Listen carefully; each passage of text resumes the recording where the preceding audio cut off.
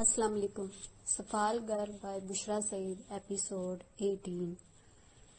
बीबा तू मेरी कुल पोटली है, मेरी कुल कमाई, तू ना डोल, आजमाइश ते खरा हो जा, तेरा दुख मुझे फना कर देगा। मैं नहीं सह सकती काका, नहीं सह सकती। कमियार अपने भांडों को बाजार तक पहुंचाने वास्ते लख खेखड़ करता है। खास नस्ल दी मिट्टी लेके कट पीस के बरी करता है। इसनू गूण तो पहले पक्का करता है कि कोई रोड़ कोई कंकरी ना रह जाए। ध्यान लगा के भांडे घड़ता है, मनमोहनिया शक्लां जो गाहक दी अख 'च खुब जाए। हिसाब किताब नाल आवी बनाता है। सावन भादो 'च हथ रोक रखता है कि मींह कन्नी नाल भांडियां दा नुकसान ना हो। फिर भी कई नुक्स रह जाते हैं। किसी दी घड़ाई ठीक नहीं होती, कोई पिल्ला रह जाता है, कोई बहता बोता पक जाता है। जिथे मुकद्दरां दी गल होवे उत्थे सारियां तदबीरां बेकार। खरीद करन वाले नू बदरंगी ठोठे बाज आए ते रब दी रजा। नसीब अगे किसी दी पेश नहीं जांदी। बेजी तकदीर से मैं मुनकर नहीं, मानता हूँ आजमाइश अल्लाह की जानिब से है और इसकी रजा पे राजी रहना चाहिए। पर तू नहीं जानती मैंने क्या सहा है, मैं कहाँ तक बर्दाश्त करूँ। और तुझे पता है उसने मुझे मजहब बदलने पर मजबूर किया। अगर वो उम्मीद कर रहा था कि ये बात सुनकर हकीम बेगम इसकी माँ के खिलाफ भड़क जाएगी तो इसे मायूसी हुई। वो जरा सा मुस्कुराई थी। अपना कद देखा है तूने? कंध से 2 गिट्ठा ऊंचा है। तेरी माँ गरीबनी कल्ली औरत तुझे मजबूर कर सकती है भला? कोई करन वाली गल कर। उमर को इस मौका पर इसका मजाक करना अच्छा ना लगा। इसने मुझे वैसे ही मजबूर किया जैसे तूने मजबूर कर दिया था इसके साथ लाहौर जाने पर। मुझसे तुझे प्यार है इसलिए मजबूर हो गया था। उस नाल भी प्यार करता है काका? मेरे लफ्ज न पकड़ बेजी, इसने झिलाकर कहा। इसने मुझ पर बड़ा दबाव डाला, मुझे ईसाई आलमों से मिलवाती रही। फेर की हो गया, तू मान गया उसकी बात? तेरे दिल से एक आवाज ये आई कि तू मुसलमान ना रहे? इसका सर खुद ब खुद इनकार में हिल गया। ते बस दर गुजर कर, इसने अपना काम किया तो अपना काम कर। जवाब दे दे, साफ बोल के तुझे मंजूर नहीं, पर अपनी मां दे दिल च गंढ ना मार। तूने उसको अपना दुश्मन समझ लिया है, तेरे अंदर वर्म बन गया। तूने आप ही सोच लिया कि जो तुझे मुसलमान रहने नहीं देती वो कोई नेक औरत नहीं हो सकती। तूने लीक डाल दी कि वो बद है। नहीं, सिर्फ यही एक बात तो नहीं है, इसने एहतजाज किया। इस औरत के साथ रहना नामुमकिन है।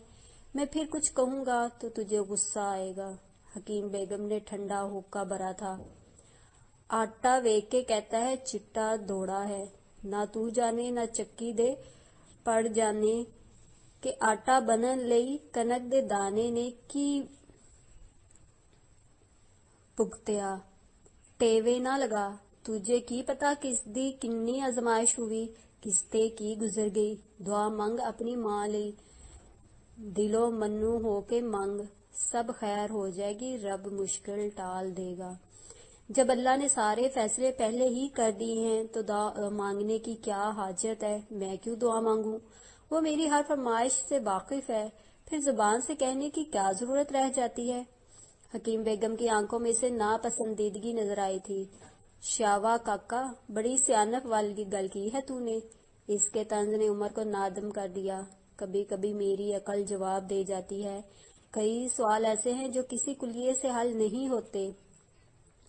हर सवाल का जवाब ढूंढेगा ते सवालां जोगा रह जाएगा। अपनी अकल तो वध के ना सोचा कर। हर शय दा एक तरीका मुकर्रर है ते इस तरीके ते चलने विच भलाई है। कदी ऐसा हुआ कि पूरा माह विच खुंबियां निकल आन, सोन भादरों दे दिहाड़ होंगे, मींह वसेगा, बड़ास होगी, फिर खुंब निकलेगी। आज तू कहता है मैं दुआएं मांगता, कल कहेगा मैं रोटी दी बुरकी तोड़ के मुंह दे अंदर क्यों रखूं? आपे क्यों ना पेट भर जाए मेरा? सदाइया मंगना अदब विच शामिल है। मखलूक आजिज है खालिक दे अगे। मेरे मुंह च सवाह पड़े تو اپنی بنان والے دا ادب نہیں کرتا؟ عمر نے شدید جھنجھلاہٹ محسوس کرتے ہوئے پہلو بدلا تھا۔ میں اس عورت کے لیے کیا مانگوں؟ میرے دعا کرنے سے اس کی زندگی میں کیا بہتری آ سکتی ہے؟ میں کوئی پاگل تو نہیں ہوں جو ایک ناممکن چیز مانگوں؟ جو ہر ناممکن نو ممکن کر سکتا ہے اس دا نا ہی اللہ ہے۔ تو ہاتھ اٹھا تے صحیح، جولی پھیلا تے صحیح، یقین کرنا سیکھ، شک تے وسوسے کو اپنے نیڑے نہ آنے دے۔ یہ تیرے دشمن ہیں، یہ دعا کو بے اثر کر دیتے ہیں۔ دعا فرشتے دے پر وانگ گوری ہونی چاہیے، شک دا ایک طبقہ بھی نہیں ہونا چاہیے اس تے۔ حکیم بیگم کھاٹ کے پائے پر ہاتھ سے وزن ڈالتے ہوئے اٹھ گئی اور جاتے ہوئے بے تاثر لہجے میں کہنے لگی، آج رات ایتھے رہ، آرام کر، کل تیری طبیعت بھلی ہو جائے تے لاہور چلے جانا۔ آوے دا سیک سہی، سخت سہی، پر اس دے بنا ایک چپنی بھی نہیں بن سکتی۔ گارے تے پکے ہوئے باسن دا فرق سمجھ۔ اگلے روز عصر کی نماز کے دوران اس کا دھیان بار بار بھٹک رہا تھا۔ اس کا ذہن مسلسل مسجد سے باہر کی دنیا میں اٹکا ہوا تھا۔ حکیم بیگم نے پھر اسے جانے کو نہیں کہا تھا۔ اس کے باوجود وہ جانتا تھا کہ اسے جانا ہی پڑے گا، بھلے اس کی مرضی ہو یا نہ ہو۔ امام صاحب نے السلام علیکم ورحمۃ اللہ کی صدا دی تو وہ چونک گیا۔ آخری رکعت تمام ہو گئی تھی اور اپنے تئیں وہ ابھی دوسری رکعت کے قادم میں تھا۔ اللہ کے گھر میں بھی مجھے سکون نہیں تو پھر دنیا میں ایسی کون سی جگہ بچتی ہے جہاں جا کر میرا اضطراب تھم جائے؟ وہ ذہنی پراگندگی کی انتہا پر تھا۔ دعا کے لیے ہاتھ پھیلاتے ہوئے تصور میں آپا کا وجود آ گیا تو شاید حکیم بیگم کی باتوں کا اثر تھا کہ عمر نے اس کی خاطر دعا کرنے کی نیت کی۔ بہت دیر تک وہ کوئی موضوع الفاظ تلاش کرتا رہا، لیکن اسے کچھ نہ سوجا۔ اس کے لیے بھلا میں کیا مانگ سکتا ہوں؟ میرے دعا کرنے سے کیا ہوگا؟ وہ بدل جائے گی یا اس کے لیے میرا دل بدل جائے گا؟ بے جی تو عام انسانوں سے اوپر کے درجے کی باتیں کرتی ہے، اس کی اپنی ہی فلسفی ہے، دلیل اور منطق کو وہ مانتی ہی نہیں۔ میں اس کی طرح دعا نہیں مانگ سکتا۔ جب کوئی بدلاؤ آنا ممکن ہی نہیں تو میں کیوں دعا مانگوں؟ اس کے ہاتھ بے چان ہو کر ہوا میں تیر گئے۔ اس نے محراب کے اوپر نصب گھڑیال میں وقت دیکھا تھا۔ لاہور جانے والی بس کے اڈے سے نکلنے میں تقریباً آدھا گھنٹہ باقی تھا۔ گھر آ کر اس نے حکیم بیگم سے اجازت لی اور لاری اڈے کی جانب چل دیا۔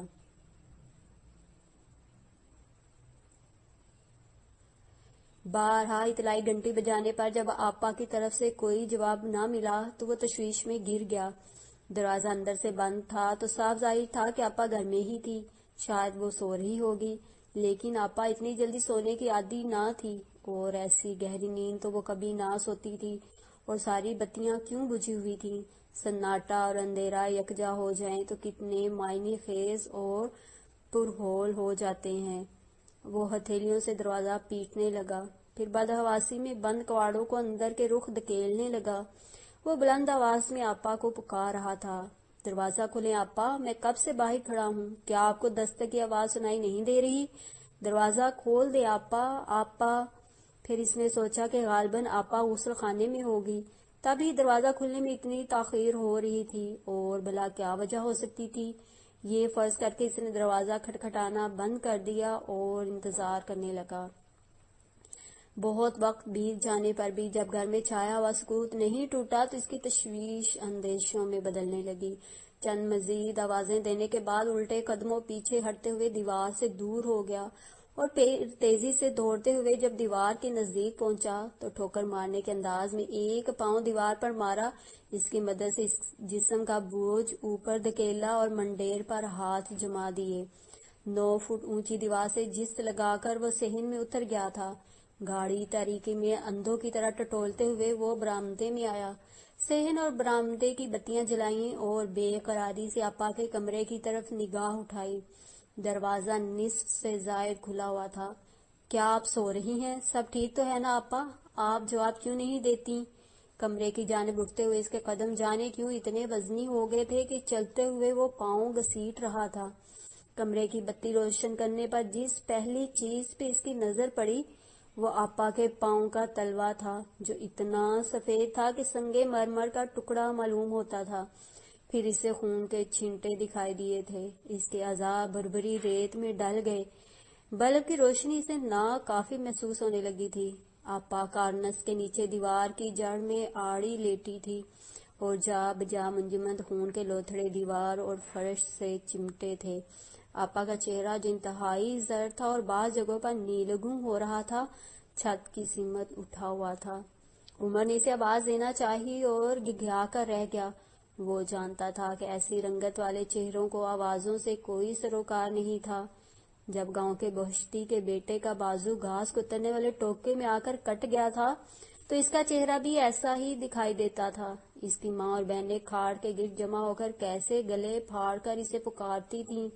ان کی چیخوں سے سننے والوں کے کانوں کے پردے پھٹے جاتے تھے، مگر اس نلاہٹ زدہ پیلے چہرے والے لڑکے پر ذرا بھی تو اثر نہ ہوتا تھا۔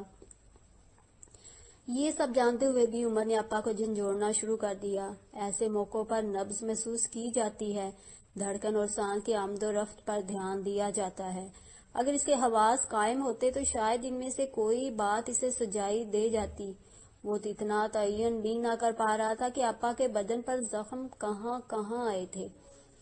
پھر جانے کیسے اسے ریسکیو سروس والوں کا خیال آ گیا۔ ٹیلی فون پر گھر کا پتہ لکھواتے ہوئے اس نے آپریٹر سے جلدی ایمبولینس بھجوانے کی التجا کی تھی۔ آپا کے پاس فرش پر بیٹھ کر وہ ایمبولینس کا انتظار کرنے لگا۔ اپنی پوری زندگی میں اس نے کسی شے کا اتنی بے صبری سے انتظار نہیں کیا ہوگا۔ اس کے پیروں کے بیچ فرش پر وہ ٹائم پیس پڑا تھا جو عموماً کارنس پر دھرا رہتا تھا۔ اسے فون کیے ہوئے اندازاً 5 منٹ گزر چکے تھے۔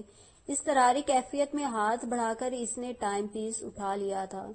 اس کا شیشہ ٹوٹا ہوا تھا اور سوئیاں ساکت تھیں۔ شاید وہ کارنس سے نیچے گرا تھا اور دھچکے کی وجہ سے بند ہو گیا تھا۔ اسے واپس زمین پر رکھتے ہوئے عمر کی نظریں دوبارہ رکی ہوئی سوئیاں میں الجھی تھیں۔ 4:06 کا وقت اس گھڑی میں تھما ہوا تھا۔ اس کی سانس رک گئی۔ چند گھنٹوں قبل عین اسی وقت اس نے آپا کے لیے دعا کرنے کا ارادہ ترک کیا تھا۔ تب مسجد کے گھڑیال میں بالکل یہی وقت تھا۔ اسے لگا وہ خون آپا کے جسم سے نہیں، اس کے اپنے جسم سے بہا تھا۔ اس سرد کمرے میں جہاں موسم کی خنکی کے ساتھ موت کی ٹھنڈک بھی تھی، وہ پسینے میں نہایا ہوا تھا۔ یہ تصور کرنا مشکل نہیں تھا کہ ٹائم پیس آپا کا ہاتھ لگنے سے گرا ہوگا، اور شاید ایسا تب ہوا ہوگا جب اس پر جان نکلنے کی تکلیف طاری ہوئی ہوگی۔ تو کیا اس کی دعا آپا کا مقدر بدل سکتی تھی؟ اگر وہ اللہ سے آپا کے لیے عافیت مانگتا تو کیا وہ دے دیتا؟ کیا اسے یہ منظر دیکھنے کو نہ ملتا جو وہ اب دیکھ رہا تھا؟ حکیم بیگم نے 20 سال آمنہ کی اولاد کے لیے دعا مانگی تھی، اور ایک پر بھی بے یقین نہ ہوئی تھی کہ اس کی دعا قبول نہ ہوگی، اور وہ 20 سیکنڈ بھی شک میں مبتلا ہوئے بغیر نہ رہ سکا تھا۔ اسے تو ہاتھ اٹھانے سے قبل ہی اپنی دعا کے رد ہو جانے کا یقین تھا۔ آپا کے ٹھنڈے اور اکڑے ہوئے خون آلود ہاتھ کو اپنے ہاتھوں میں لے کر وہ خلا میں گھومنے لگا تھا۔ رات گئے گرانٹ گھر آیا تو صوفیہ بھی جاگ رہی تھی۔ فرش پر بچھے گدیلے پر کونی کے بل نیم دراز وہ خود فراموشی کے عالم میں تھی۔ دروازہ کھلنے کی آہٹ اور گرانٹ کے قدموں کی چاپ نے بھی اسے چونکایا نہیں۔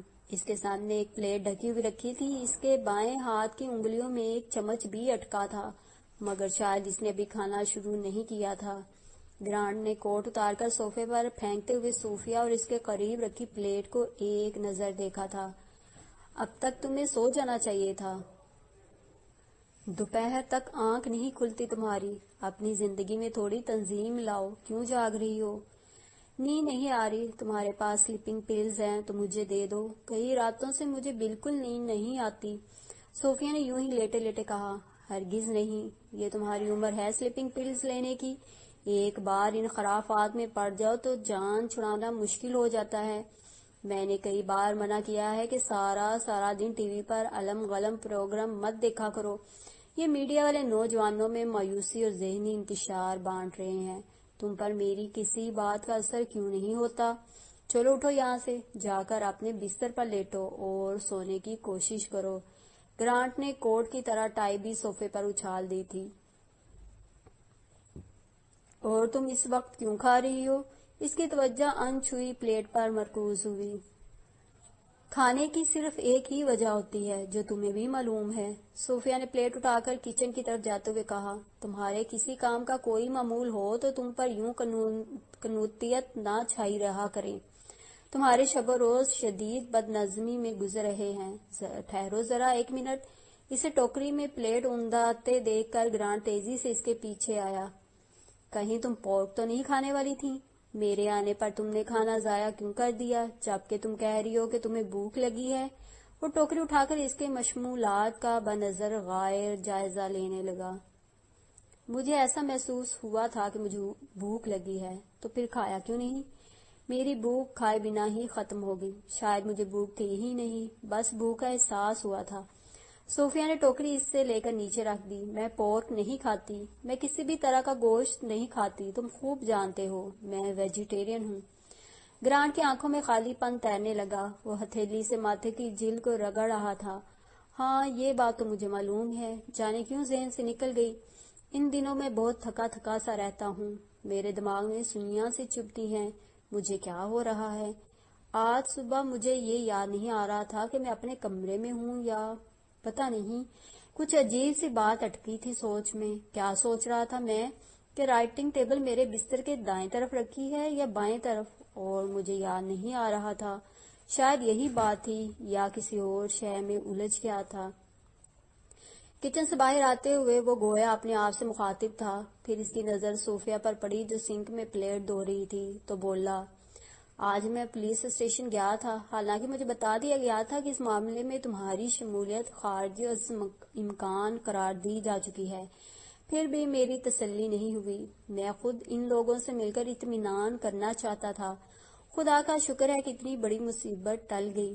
ایک موقع پر تو مجھے یقین ہو چلا تھا کہ وہ تمہیں ملوث کر کے چھوڑیں گے، اور ویسا کرنے میں کامیاب بھی ہو جاتے اگر خدا انہیں روک نہ دیتا۔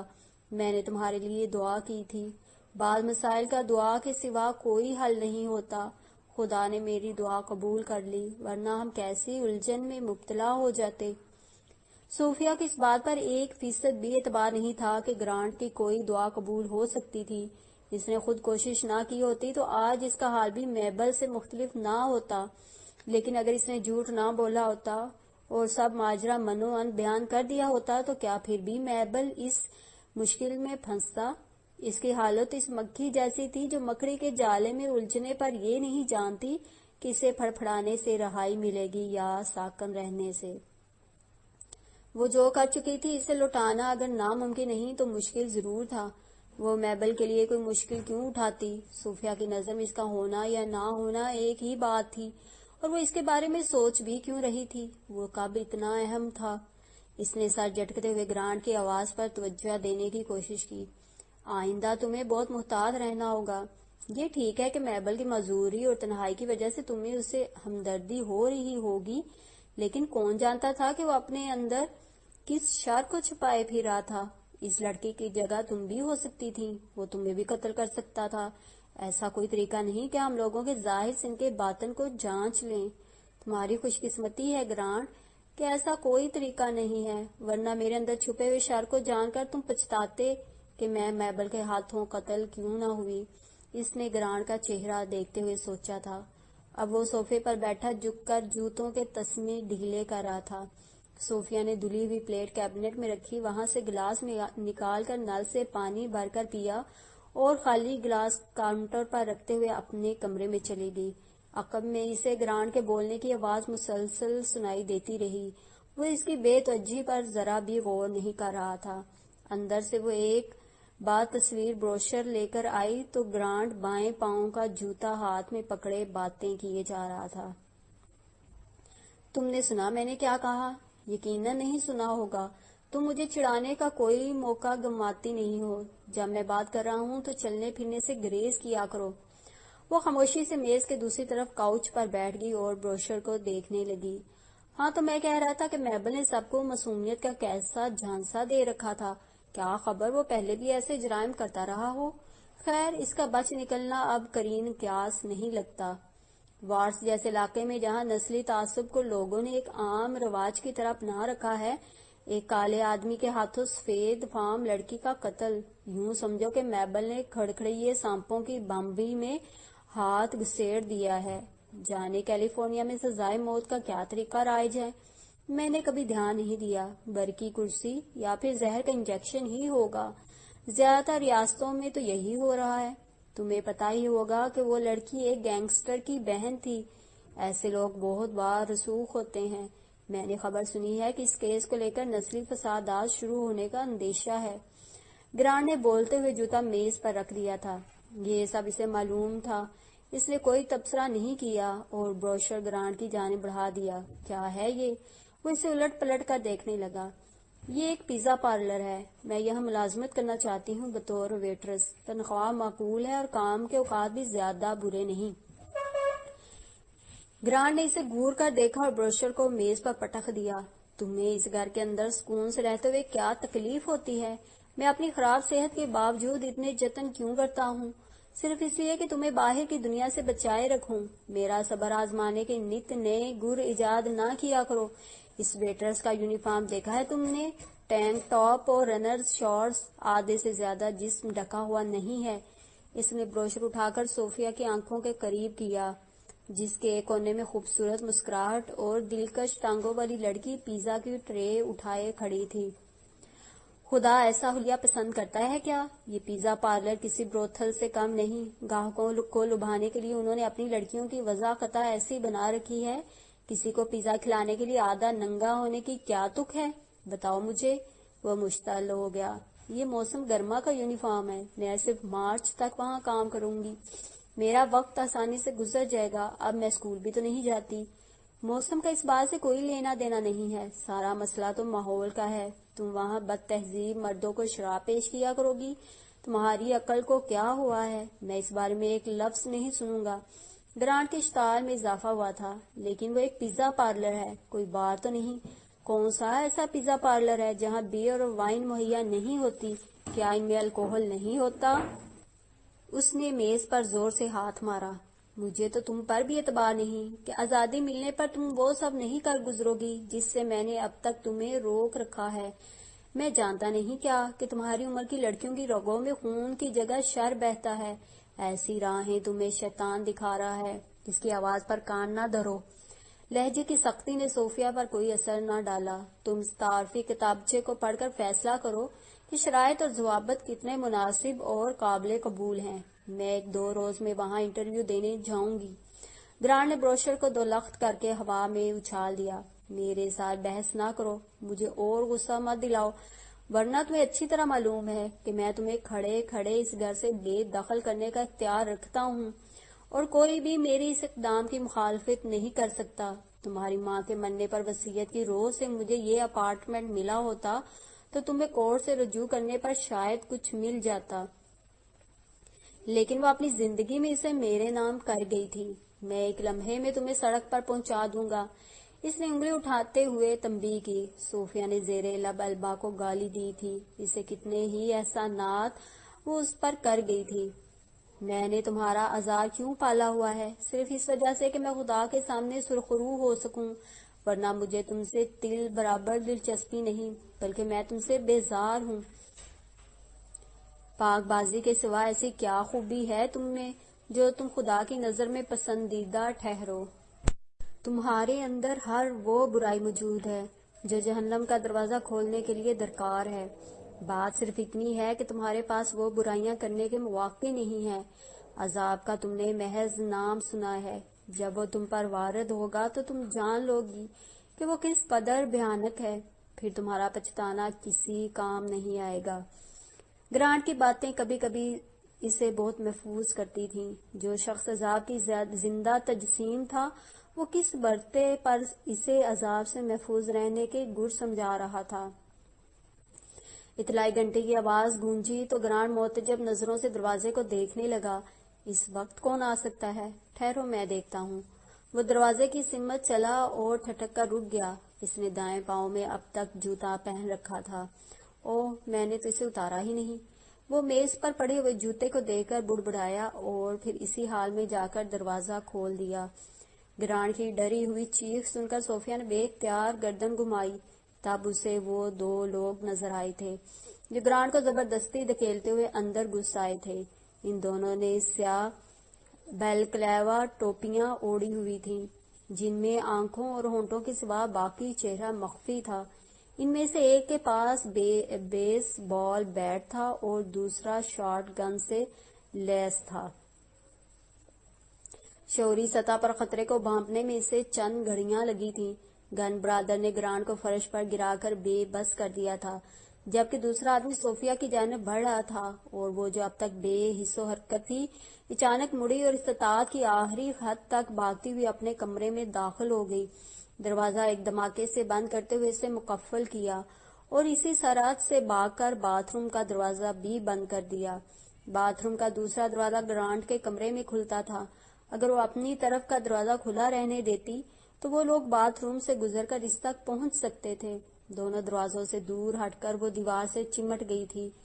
گرانٹ کے چلانے اور گالیاں دینے کی آوازیں اس کے کانوں تک آ رہی تھیں، البتہ آنے والوں میں سے کوئی بھی اب تک ایک لفظ نہ بولا تھا۔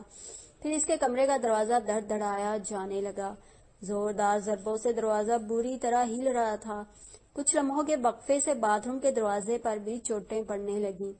وہ سمٹ کر انتہائی کونے میں دبک گئی اور ڈوبتے ہوئے دل سے امید کرنے لگی کہ وہ لوگ دروازہ کھولنے میں کامیاب نہیں ہو سکیں گے، لیکن اندر سے بخوبی آگاہ تھی کہ جو لوگ اتنی تیاری کر کے آئے تھے وہ ایک بند دروازے جیسی معمولی رکاوٹ کو اپنے رستے میں حائل نہیں ہونے دیں گے۔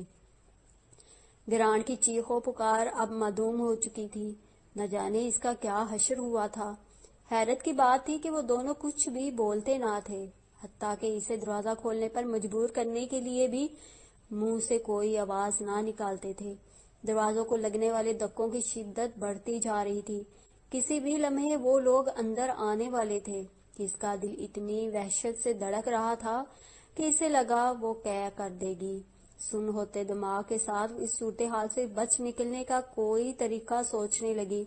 اس کا سیل فون اس کے پاس نہیں تھا۔ وہ کھانا کھانے کے ارادے سے ڈائننگ میں بیٹھی تھی تو اس نے سیل فون وہیں کسی جگہ پر رکھ دیا تھا۔ لینڈ لائن ٹیلی فون بھی اسی کمرے میں تھا۔ اس کے پاس پولیس کو اطلاع کرنے کا کوئی ذریعہ نہیں تھا اور شاید پولیس کے آنے تک وہ لوگ اپنا کام ختم کر چکے ہوں گے۔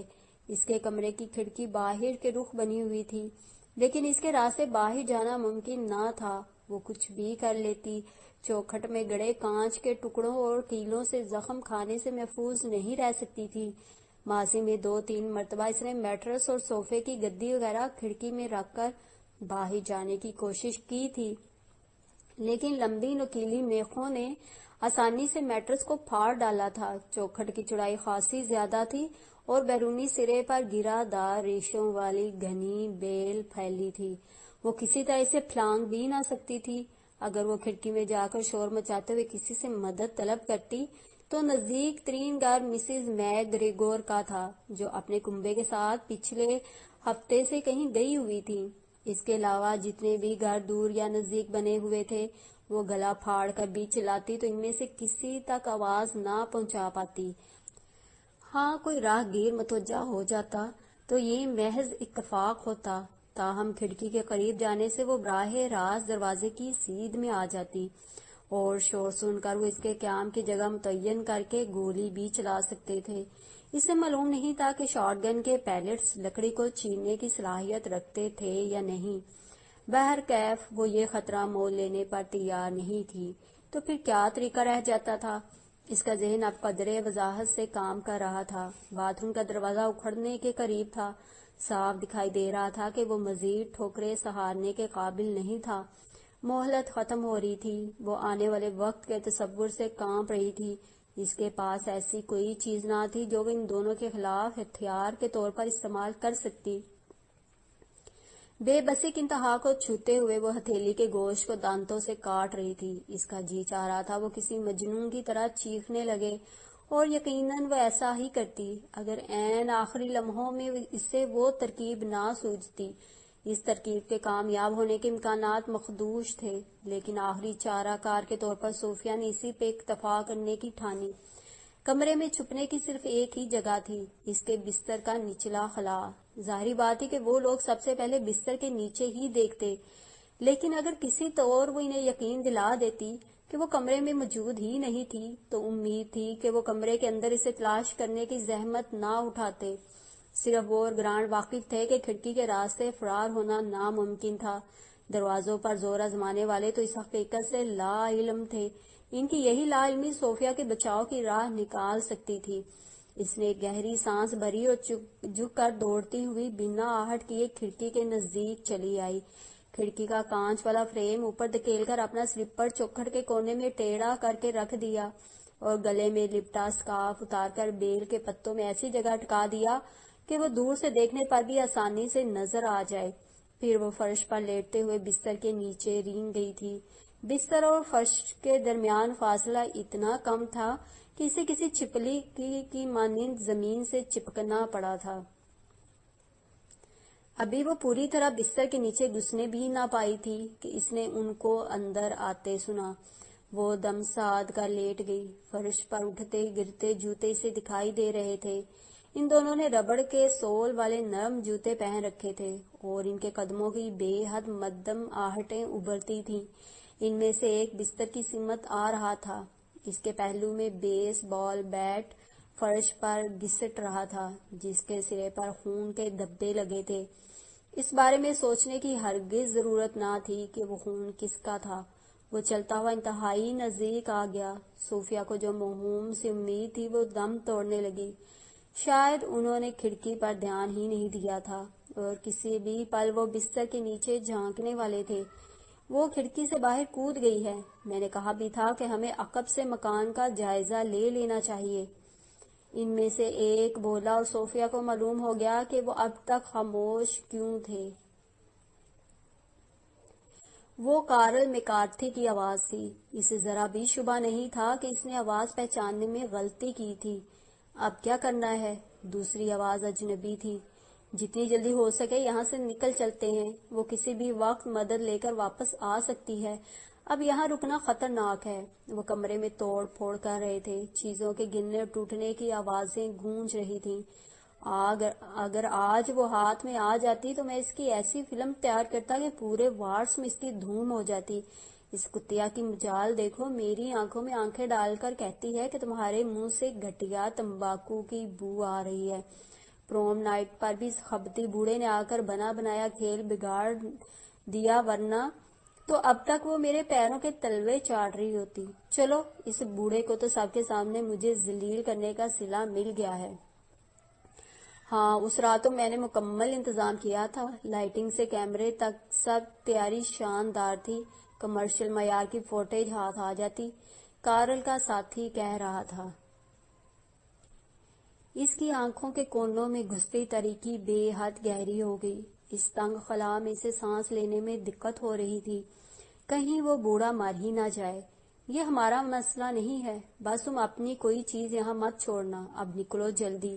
کینوس کے جوتے دوڑتے ہوئے دور جا رہے تھے۔ جب مکمل خاموشی چھا گئی تو اس نے بیڈ کا پایا پکڑتے ہوئے خود کو باہر کھینچ لیا۔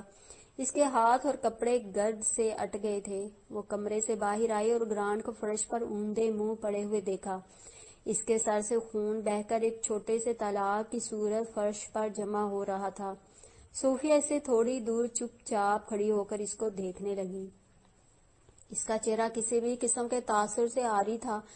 گرانٹ بے ہوش نہیں تھا۔ اس کے جسم میں حرکت کے آثار موجود تھے۔ پھر اس نے بمشکل گردن اٹھاتے ہوئے صوفیہ کی جانب بازو لمبا کیا اور کچھ کہنے کے لیے منہ کھولا۔ اس کی آواز ہی نہیں نکل رہی تھی۔ کافی دیر وہ بولنے کی سر توڑ جدوجہد کرتا رہا۔ پھر ایک سرگوشی برآمد ہوئی۔ خدا کے لیے میری مدد کرو۔ صوفیہ اپنی جگہ سے ایک انچ نہیں ہلی۔ میں خدا کے لیے کبھی کچھ نہیں کرتی۔ خدا نے میرے ساتھ جو کیا ہے اس کے بعد بھی تمہیں لگتا ہے کہ میں اس کے لیے کچھ کروں گی؟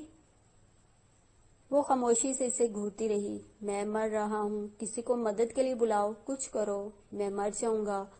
خون کے تالاب کا حجم رفتہ رفتہ بڑھ رہا تھا۔ صوفیہ کو خیال آیا کہ کہیں وہ واقعی مر نہ جائے۔ وہ مر جاتا تو صوفیہ کی ایک خواہش تشنہ رہ جاتی۔ اسے اپنی خواہش کی موت گوارا نہیں تھی۔ اس نے ٹیلی فون کا ریسیور اٹھایا اور نو کے ہندسے پر انگلی رکھی۔ پھر اسے کچھ عرصہ پہلے کہی ہوئی پولیس آفیسر کی بات یاد آئی کہ سوائے ہنگامی صورتحال کے 911 پر کال نہیں کرنی چاہیے۔ اس نے انگلی ہٹا دی۔ ایسی بھی ہنگامی حالت درپیش نہ تھی۔ قریب المرگ ہونے کی کوئی نشانی گرانٹ میں نظر نہ آتی تھی۔ ٹیلی فون اسٹینڈ کے نچلے خانے میں پڑی ہوئی ڈائری ہاتھ میں لے کر وہ آہستگی سے اس کے اوراق پلٹنے لگی۔ گرانٹ کے جاننے والے ڈاکٹر کا نمبر اس ڈائری میں کہیں درج تھا۔ صوفیہ بھی اسے جانتی تھی۔ وہ اسے ہی اطلاع دینا چاہ رہی تھی۔ ڈاکٹر فرڈینڈ۔ اسے مطلوبہ نمبر مل گیا تھا۔ گرانٹ کا جسم اب دھیرے دھیرے لرز رہا تھا اور اس کے ہونٹوں کے گوشے سے رال بہنے لگی تھی۔ صوفیہ یوں رک رک کر ڈاکٹر فرڈینڈ کا نمبر ملانے لگی جیسے ماضی میں کبھی سے ٹیلی فون نمبر استعمال کرنے کا تجربہ نہ ہوا ہو۔ ڈاکٹر فرڈینڈ نے آنکھیں موندے لیٹے ہوئے گرانٹ کو جانچتی ہوئی نظروں سے دیکھا اور ایک اسٹول گھسیٹ کر اس کے بیڈ کے قریب بیٹھ گیا۔ گرانٹ کی آنکھیں اگرچہ بند تھیں لیکن وہ سو نہیں رہا تھا۔ ابھی کچھ دیر قبل جب ڈاکٹر فرڈینڈ اپنے ساتھی ڈاکٹر کے ساتھ اس کی حالت کے بارے میں تبادلہ خیال کر رہا تھا تو اس نے آنکھیں کھول کر متعدد بار ان دونوں کو دیکھا تھا۔ یقیناً وہ شدید نکاہت محسوس کر رہا تھا اور شاید خوفزدہ بھی ہو۔ اس نے بہت کڑی رات گزاری تھی۔ ممکنہ طور پر اس کے سر پہ کسی بھاری اور کند شے سے ضرب لگا دی گئی تھی، غالباً کوئی چوبی لٹھ وغیرہ۔ خیر گزری کہ اس کی کھوپڑی چٹکنے سے بچ گئی تھی۔ وہ زخم باعث تشویش نہیں تھا، اسے مندمل ہونے میں چند ہی دن لگتے، مگر اس سے ہٹ کر ڈاکٹر فرڈینڈ کی نظر میں کچھ ایسی بات آئی تھی کہ وہ گرانٹ کے لیے بے حد فکر مند ہو گیا تھا۔ اس کی کلائیوں، پنڈلیوں اور چھاتی پر بے شمار نلاہٹ مائل سرخ غبار ایک ڈاکٹر کے دماغ میں خطرے کی گھنٹی بجانے کا قوی موجب تھے۔ گرانٹ اور اس کی برسوں سے آشنائی تھی، گو ان کے درمیان تعلقات کبھی بھی زیادہ دوستانہ نہیں رہے تھے، پھر بھی ان میں ایک خاص ربط تھا۔ اس کی گرانٹ سے آخری ملاقات ہوئے 2 سے 3 سال کا عرصہ بیت چکا تھا اور اتنی مدت بعد گرانٹ کو دوبارہ دیکھنے پر اسے زبردست دھچکا لگا تھا۔ وہ غیر معمولی حد تک دبلا اور نحیف ہو چکا تھا۔ پہلی نظر میں تو وہ اسے پہچان ہی نہ پایا تھا۔ اسے اس حال میں دیکھ کر ڈاکٹر فرڈینڈ کو اس پر ترس آیا تھا۔ وہ کچھ وقت خاموش بیٹھا رہا، پھر اس نے دھیمی آواز میں گرانٹ کو مخاطب کیا، تم اب کیسا محسوس کر رہے ہو؟ اس نے آنکھیں کھول کر ڈاکٹر فرڈینڈ کو دیکھا اور دوبارہ آنکھیں بند کر لیں۔ چند لمحے اس کے جواب کا انتظار کرنے کے بعد ڈاکٹر فرڈینڈ نے سوال دہرایا، تمہیں کیسا لگ رہا ہے گرانٹ؟ کیا تم ابھی بات کرنا چاہتے ہو؟ اس نے پھر سے آنکھیں کھول دی اور کسمسا کر ذرا سا اچکنے کی کوشش کی۔ آرام سے لیٹے رہو، ڈاکٹر فرڈینڈ نے روکا تھا، تمہارے سر پر ٹانکے لگے ہیں، اگر تم دماغ پر کسی بھی طرح کا بوجھ یا کوئی اور تکلیف محسوس کرتے ہو یا بولنے میں دشواری ہو رہی ہے تو بے شک بات مت کرو۔ چوٹ زیادہ گہری نہیں لگی، پریشانی کی کوئی بات نہیں ہے، لیکن چونکہ سر کی چوٹ ہے تو احتیاط لازم ہے۔ کوپس تو رات کو ہی تمہارا بیان لینا چاہتے تھے، تم جانتے ہو فوجداری معاملات میں پولیس کو اپنے فرائض ادا کرنے ہوتے ہیں۔ خیر ہم نے انہیں منع کر دیا تھا، وہ دوبارہ آئیں گے۔ مجھے اس واقعہ پر افسوس ہے، پچھلے کچھ سالوں میں لاس اینجلس میں جرائم کی شرح اونچی ہوئی ہے اور تم تو رہتے ہی وارڈز میں ہو جو مجرموں کی جنت ہے، شکر ہے کہ تمہیں زیادہ نقصان نہیں اٹھانا پڑا۔ گرانٹ اسے خالی خالی نظروں سے گھورتا رہا۔ بہت مدت ہوگی ہمیں ملے ہوئے، تم نے بھی رابطہ نہیں کیا اور میں بھی اتنا مصروف رہا کہ تمہارا خیال ہی نہیں آیا۔ میں سوچ رہا تھا کہ گرانٹ نے اس کی بات قطع کر دی، کیا اس سے قبل میں تم سے مل چکا ہوں؟ کہاں؟ ڈاکٹر فرڈینڈ کی پیشانی پر تفکر کی لکیریں رینگنے لگیں۔ تم مجھے نہیں پہچانتے گرانٹ؟ کیا مجھے پہچاننا چاہیے؟ مجھے یقین ہے کہ میں نے تمہیں کبھی نہیں دیکھا۔ وہ الجھن زدہ نظر آنے لگا۔ ٹھیک ہے، پریشان مت ہو، سر کی چوٹ کے بعد اکثر ایسا ہوتا ہے، ڈاکٹر فرڈینڈ نے تسلی دیتے کی خاطر کہا۔ کیا اس واقعے سے پہلے بھی کبھی تمہیں چیزیں بھولی ہیں؟ ہاں، میں کبھی کبھی بھول جاتا ہوں۔ چند روز پہلے کا قصہ ہے کہ میں کار ڈرائیو کرنا بھول گیا تھا، مجھے اس کو اسٹارٹ کرنے کا طریقہ ہی یاد نہیں آ رہا تھا۔ کتنی حیرت کی بات ہے نا؟ لیکن اگر ہم ملتے رہے تو میں تمہیں کیوں فراموش کروں گا؟ غالباً ہماری ایک آدھ ملاقات ہی ہوئی ہوگی، تبھی مجھے تمہارے متعلق یاد نہیں آ رہا۔ ایسی ہی بات ہے نا؟ ڈاکٹر فرڈیننڈ نے تردید نہیں کی تھی۔ تمہیں فکر مند ہونے کی ضرورت نہیں، اس مسئلے کا علاج موجود ہے۔ کیا تم نے اس بارے میں کسی ڈاکٹر سے مشورہ کیا ہے؟ نہیں، ابھی تک تو نہیں کیا۔ تم بھی ڈاکٹر ہو، میں تم سے مشورہ کر لیتا ہوں۔ ہم تمہارا سی ٹی اسکین اور MRI کریں گے، پھر ہی اس پر کوئی حتمی رائے دی جا سکتی ہے۔ اچھا، تو صوفیہ کیسی ہے؟ اس سے یہاں تمہارے پاس ہونا چاہیے تھا، لیکن مجھے اطلاع دینے کے بعد اس نے کوئی رابطہ نہیں کیا۔ تم کہو تو میں اسے فون کر کے بلا لیتا ہوں، اس کے یہاں ہونے سے تمہیں اچھا لگے گا۔ اس کے منہ سے صوفیہ کا ذکر سن کر گرانٹ کی الجھن بڑھ گئی۔ تم صوفیہ کو کیسے جانتے ہو؟ مجھے کیوں معلوم نہیں ہوگا گرانٹ، میں تم سب کو اچھی طرح جانتا ہوں، تمہیں، صوفیہ اور البا کو بھی۔ تو پھر میں تم سے واقف کیوں نہیں ہوں؟ صوفیہ نے میرے زخمی ہونے کی اطلاع دی تھی، مجھے دیکھنے کے لیے اسے اسپتال آنا چاہیے تھا۔ وہ بڑی لاپرواہ اور خود سر ہے۔ گرانٹ کو خیال آیا کہ وہ کسی بات پر صوفیہ سے ناراض تھا، لیکن وہ بات اس کے ذہن سے محو ہو چکی تھی۔ گرانٹ، تمہارے جسم پر یہ جو چھالے ہیں، تم کہیں سے ان کا علاج کروا رہے ہو؟ آخری بار تم کب ڈاکٹر سے ملے تھے؟ ڈاکٹر فرڈیننڈ نے پوچھا۔ میں نے کسی معالج کو نہیں دکھایا۔ ڈاکٹروں کی فیس کون ادا کرے؟ میں ایک نادار آدمی ہوں، یہ تو معمولی نشانات ہیں، مجھے ان سے کوئی خاص پریشانی نہیں ہے۔ کیا مجھے فکر مند ہونے کی ضرورت ہے؟ تم اپنی صحت کی طرف سے بہت لاپرواہی برت رہے ہو، تمہیں ایسا نہیں کرنا چاہیے۔ میں ابھی اس کے متعلق کوئی رائے نہیں دے سکتا، میں تمہیں ریفر کر دوں گا، اسکن بایوپسی اور کچھ دوسرے ٹیسٹ کیے جائیں گے، اس کے بعد ہی صورتحال واضح ہوگی۔ کیا تمہاری میڈیکل انشورنس ہوئی ہے؟ اس سوال کا جواب بھی نفی میں آیا تھا۔ میں ان بکھیڑوں میں کبھی نہیں پڑا۔ ڈاکٹر چند ثانیے سوچتا رہا تھا۔ امریکہ میں علاج کی سہولیات بہت مہنگی ہیں۔ تم صحیح کہتے ہو، کئی لوگ تو صرف میڈیکل بلز کی وجہ سے دیوالیہ ہو گئے ہیں۔ میں چونکہ اس شعبے میں ہوں، اس لیے میرے بہت سے ڈاکٹرز کے ساتھ نہایت اچھے مراسم ہیں۔ اس مشکل کا حل میں نکال لوں گا، تم اب کوئی غفلت نہ کرنا اور جلد صحت یاب ہو جاؤ۔ ڈاکٹر اس کے بازو کو ہاتھ سے تھپ تھپاتے ہوئے نرمی سے مسکرایا۔ صوفیہ، اچانک گرانٹ زور سے بولا، صوفیہ کو ان لوگوں نے کوئی نقصان تو نہیں پہنچایا؟ میں اس سے ملنا چاہتا ہوں، وہ ٹھیک تو ہے؟ شاید اب تک یہ پہلو اس کے ذہن میں آیا ہی نہیں تھا۔ اس سے کچھ نہیں ہوا، میں نے خود فون پر اس سے بات کی تھی، وہ بالکل محفوظ ہے۔ ممکن ہے تھوڑی دیر تک کوپس تم سے رات والے واقعے کے بارے میں پوچھنے آئیں، تمہیں جو معلوم ہوا انہیں بتا دینا۔ میں ان سے درخواست کروں گا کہ تمہیں زیادہ تنگ نہ کریں۔ ٹھیک ہے، تم آرام کرو، میں اب چلتا ہوں، پھر تم سے ملنے آؤں گا۔ ڈاکٹر اٹھ کر جانے لگا تو گرانٹ نے اسے آواز دی، تم نے بتایا ہی نہیں کہ تم کون ہو، مجھے یاد دلانے کی کوشش تو کرو، میں بڑی الجھن محسوس کر رہا ہوں۔ تب ڈاکٹر فرڈیننڈ نے جو حوالہ دیا، اسے سن کر گرانٹ کو یاد آ گیا کہ وہ کون تھا۔ اس کی آنکھوں میں نمی تیرنے لگی اور منہ 2-3 دفعہ یوں کھل کر بند ہوا جیسے اس کا گلا رند گیا ہو۔ جاڑے کی نعت وہاں دھوپ سکھ چین اور املتاس کے پتوں میں دبک کر بیٹھی تھی، اس کا عکس پتھریلی روشوں اور گھاس بھرے میدان پر اترتے ہوئے غیر شفاف ہو جاتا تھا۔ اس بیمار دھوپ نے اسپتال کے در و دیوار پر اداسی مل دی تھی۔ اسپتال کے برآمدوں میں بیٹھے ہوئے اور چلنے پھرنے والے لوگوں کے چہرے ملول تھے، ان میں سے بعض مریض تھے اور بعض مریضوں کے لواحقین یا تیماردار تھے، ہر ایک کسی نہ کسی طرح کی پریشانی کا شکار تھا۔ عمر کو ان لوگوں میں سے کوئی ایک بھی ویسی مصیبت میں مبتلا نظر نہیں آتا تھا جیسی خود اس پر وارد ہوئی تھی۔ مایوسی، شرمندگی، پچھتاوا، تعصب، بے کلی، کیا تھا جو وہ محسوس نہیں کر رہا تھا؟ جلتی ہوئی آنکھوں پر انگلیوں کی پوریں پھیرتے ہوئے اس نے پاس بیٹھی حکیم بیگم کو دیکھا تھا۔ وہ سنگی بینچ کی پشت سے سر ٹیکے آنکھیں موند کر کوئی دعا مانگ رہی تھی۔ اس کی آواز ایک مدھم بڑبڑاہٹ سے زیادہ نہ تھی، اس لیے عمر اس کے الفاظ وضاحت سے سن نہیں پا رہا تھا۔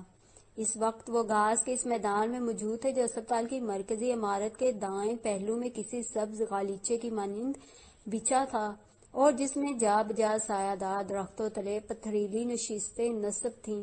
3 دن سے پرنیا اس اسپتال میں زیر علاج تھی۔ چند گھنٹے انٹینسیو کیئر یونٹ میں رکھنے کے بعد اسے وارڈ میں منتقل کر دیا گیا تھا۔